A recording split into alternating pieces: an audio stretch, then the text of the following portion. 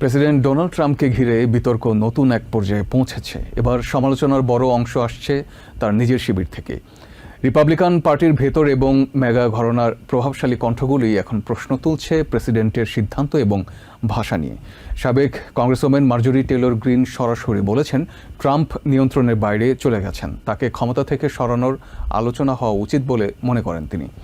একই সঙ্গে মেগা সমর্থক অ্যালেক্স জোন্স ইরান যুদ্ধকে সম্পূর্ণ ব্যর্থতা হিসেবে আখ্যা দিয়েছেন। এছাড়া মেগিন কেলি ট্রাম্পের ভাষা নিয়ে তীব্র ক্ষোভ জানিয়েছেন। ইরানের পুরো সভ্যতা ধ্বংসের হুমকি দিয়ে প্রেসিডেন্ট ট্রাম্পের বক্তব্য মার্জরি টেইলর গ্রিনের মতে সম্পূর্ণ অগ্রহণযোগ্য এবং বিপজ্জনক। তিনি বলেন, কোন সুস্থ মানসিকতার নেতা এমন মন্তব্য করতে পারেন না। তার মতে এই ধরনের ভাষা শুধু কূটনৈতিকভাবে ক্ষতিকর নয়, বরং এটি মানবিক দৃষ্টিকোণ থেকেও ভয়াবহ। তিনি জোর দিয়ে বলেন, আমেরিকার সামরিক বাহিনীকে এমন কোনো আদেশ দেওয়া উচিত নয় যা একটি পুরো জনগোষ্ঠীর ধ্বংসের সঙ্গে সম্পর্কিত। গ্রিন আরো দাবি করেন, এই যুদ্ধ ট্রাম্পের আগের প্রতিশ্রুতির পরিপন্থী। নির্বাচনের সময় ট্রাম্প বিদেশে যুদ্ধ না করার প্রতিশ্রুতি দিয়েছিলেন, কিন্তু এখন তিনি সে অবস্থান থেকে সরে এসে যুদ্ধের পথে হাঁটছেন। এই বিতর্কের মধ্যে আরেকটি গুরুত্বপূর্ণ দিক হলো ট্রাম্পের নিজস্ব সমর্থক গোষ্ঠী, বিশেষ করে মেগা ঘরানার মধ্যে বিভক্তি দেখা যাচ্ছে। অনেক প্রভাবশালী ডানপন্থী ব্যক্তিত্ব এবং মিডিয়া ব্যক্তিত্ব ট্রাম্পের যুদ্ধনীতি ও বক্তব্যের সমালোচনা করেছেন। যেমন মেগা সমর্থক অ্যালেক্স জোন্স এটিকে সম্পূর্ণ ব্যর্থতা বলে উল্লেখ করেছেন। আরেক মেগা সমর্থক লরা লুমার বলেছেন, অস্ত্রবিরতির মাধ্যমে ইরানের অবস্থান আরো শক্তিশালী করেছেন। উপস্থাপক ও মেগা সমর্থক মেগান কেলি ট্রাম্পের ভাষা নিয়েও তীব্র প্রতিক্রিয়া জানিয়েছেন। তিনি বলছেন, একজন প্রেসিডেন্টের এমনভাবে সামাজিক মাধ্যমে হুমকি দেওয়া দায়িত্ব জ্ঞানহীন এবং বিপজ্জনক। রাজনৈতিক বিশ্লেষকরা বলছেন, এই পরিস্থিতি আগামী নির্বাচন সামনে রেখে ট্রাম্পের জন্য গুরুতর রাজনৈতিক চাপে পরিণত হতে পারে। যদিও তার মূল সমর্থক গোষ্ঠী এখনো অনেকাংশ তার পাশে রয়েছে, তবুও একটি অংশের মধ্যে সন্দেহ ও অসন্তোষ বাড়ছে। এছাড়া স্বাধীন ভোটারদের মধ্যেও তার জনপ্রিয়তা কিছুটা কমতে পারে বলে ধারণা করা হচ্ছে, যা নির্বাচনে গুরুত্বপূর্ণ ভূমিকা রাখতে পারে। একই সঙ্গে ভাইস প্রেসিডেন্ট জেডি ভ্যান্সের ভূমিকাও আলোচনায় এসেছে। অনেকেই মনে করছেন তিনি নিজেকে তুলনামূলকভাবে শান্ত ও কূটনৈতিক নেতা হিসেবে তুলে ধরার চেষ্টা করছেন, বিশেষ করে যুদ্ধবিরতি আলোচনায় অংশ নেওয়ার মাধ্যমে। মোস্তফা এশকিন আবির, টিভিএন 24 নিউজ ডেস্ক। কুখ্যাত যৌন অপরাধী জেফ্রি এপস্টিনের সাথে সম্পর্ক থাকার অভিযোগ নিয়ে প্রথমবারের মতো মুখ খুললেন ফার্স্ট লেডি মেলানিয়া ট্রাম্প। বৃহস্পতিবার হোয়াইট হাউস থেকে দেয়া বক্তব্যে তিনি দাবি করেন, এপস্টিন ও তার সহযোগী গ্লেন ম্যাক্সওয়েলের সাথে তার কোনো সম্পর্ক ছিল না। হীন রাজনৈতিক উদ্দেশ্যে তার বিরুদ্ধে অপপ্রচার চালানো হচ্ছে বলে অভিযোগ করেন মেলানিয়া। এছাড়া এপস্টিনের নির্যাতনের শিকার নারীদের ন্যায় বিচার নিশ্চিত করার জন্য কংগ্রেসে উন্মুক্ত শুনানির জোরালো আহ্বান জানান তিনি। বৃহস্পতিবার হোয়াইট হাউস থেকে দেয়া বক্তব্যের শুরুতেই ফার্স্ট লেডি মেলানিয়া ট্রাম্প কুখ্যাত যৌন অপরাধী জেফ্রি এপস্টিনকে জড়িয়ে তাকে নিয়ে চলা বিভিন্ন প্রচারণার তীব্র নিন্দা জানান এবং বলেন এর অবসান হওয়া প্রয়োজন। The lies linking me with the disgraceful Jeffrey Epstein need to end today. যারা এই ধরনের প্রচার চালাচ্ছেন তাদের নৈতিকতা নিয়ে প্রশ্ন তুলে মেলানিয়া বলেন, তার সুনাম নষ্ট করার এই হীন প্রচেষ্টাকে তিনি ঘৃণা ভরে প্রত্যাখ্যান করেন। I do not object to their ignorance, but rather I reject their mean-spirited attempts to defame my reputation. তিনি দাবি করেন, এপস্টিনের সাথে তার কোনো ব্যক্তিগত বন্ধুত্ব ছিল না, বরং নিউ ইয়র্ক এবং পাম বিচে একই ধরনের সামাজিক বলয়ে থাকার কারণে মাঝে মধ্যে কিছু অনুষ্ঠানে তাদের উপস্থিতি কাকতালীয়ভাবে মিলে যেত। My polite reply to her email doesn't amount to anything more than a trivial note. Melania আরো বলেন, ম্যাক্সওয়েলের একটি ইমেইলের বিপরীতে তিনি যে উত্তর দিয়েছিলেন তা ছিল নিতান্তই একটি সাধারণ সৌজন্যতামূলক যোগাযোগ। To be clear, I never had a relationship with Epstein or his accomplice Maxwell. First lady জোর দিয়ে বলেন, তিনি এপস্টিনের কোনো ভুক্তভোগী নন এবং এপস্টিন তাকে প্রেসিডেন্ট ট্রাম্পের সাথে পরিচয় করিয়ে দেননি। I am not Epstein's victim. Epstein did not introduce me to Donald Trump. I met my husband by chance at the New York City party in 1998. 2000 সালে একটি অনুষ্ঠানে অ্যাপিস্টিনের সাথে তার প্রথম দেখা হয়েছিল উল্লেখ করে মেলানিয়া দাবি করেন সেই সময় অ্যাপিস্টিনের অপরাধমূলক কর্মকাণ্ড সম্পর্কে তার কোনো ধারণাই ছিল না। The first time I crossed paths with Epstein was in the year 2000 at an event Donald and I attended together. At the time, I had never met Epstein and had no knowledge of his criminal undertakings.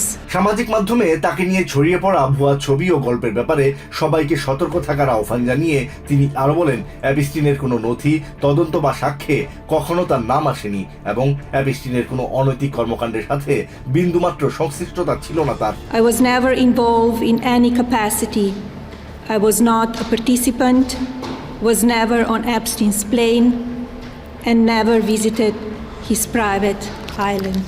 তার মতে রাজনৈতিক ও আর্থিকভাবে লাভবান হওয়ার উদ্দেশ্যেই তাকে নিয়ে নোংরা অপপ্রচার চালানো হচ্ছে এবং অতীতে বেশ কিছু সংবাদ মাধ্যম ও ব্যক্তিকে এই ধরনের মিথ্যাচারের জন্য প্রকাশ্যে ক্ষমা চাইতে বাধ্য করা হয়েছে। The false smears about me from mean-spirited and politically motivated individuals and entities looking to cause damage to my good name, to gain financially and climb politically must stop. বক্তব্যের শেষ পর্যায়ে তিনি অ্যাপিস্টিনের নির্যাতনের শিকার নারীদের জন্য একটি উন্মুক্ত শুনানির আয়োজন করতে কংগ্রেসের প্রতি জোরালো আহ্বান জানান। I call on Congress to provide the women who have been victimized by Epstein with a public hearing specifically centered around the survivors. Give these victims their opportunity to testify under oath in front of Congress with the power of sworn testimony. ভুক্তভোগীরা কংগ্রেসের সামনে তাদের বক্তব্য তুলে ধরার সুযোগ পেলে প্রকৃত সত্য উন্মোচিত হবে বলে উল্লেখ করেন first lady. Only then we will have the truth. Thank you. Melania ট্রাম্পের এই আহ্বানের প্রতি সমর্থন জানিয়ে নিজেদের এক্স হ্যান্ডেলে পোস্ট দেন Republican congressman Nancy Mace, congressman Thomas Massie, Democratic congressman Ro Khanna এবং রবার্ট গার্সিয়া। স্বচ্ছতা ও জবাবদিহিতার গুরুত্ব তুলে ধরে ভুক্তভোগীদের প্রকাশ্য শুনানির পাশাপাশি অ্যাপিস্টিন মামলার পূর্ণাঙ্গ তদন্ত, সব নথি প্রকাশ ও দায়ীদের বিচারের দাবি জানান তারা।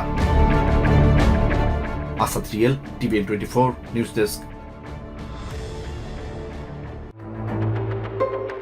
উপসাগরীয় অঞ্চলে জ্বালানি নিরাপত্তা নিশ্চিত করতে কূটনৈতিক সফরে রয়েছেন ব্রিটিশ প্রধানমন্ত্রী কিয়ার স্টারমার। আমেরিকার প্রেসিডেন্ট ডোনাল্ড ট্রাম্প এবং আঞ্চলিক নেতাদের সাথে আলোচনার মাধ্যমে হরমুজ প্রণালী সচল করাই এই সফরের মূল লক্ষ্য। শুক্রবার প্রেসিডেন্ট ট্রাম্পের এ সংক্রান্ত ফোনালাপের কথা উল্লেখ করে স্টারমার জানান, হরমুজ প্রণালীতে জাহাজ চলাচলের সামরিক সক্ষমতা এবং লজিস্টিক পরিকল্পনা চলছে। হরমুজ প্রণালী দিয়ে জাহাজ চলাচল স্বাভাবিক রাখতে আমরা 30টিরও বেশি দেশের একটি জোট গঠন করছি।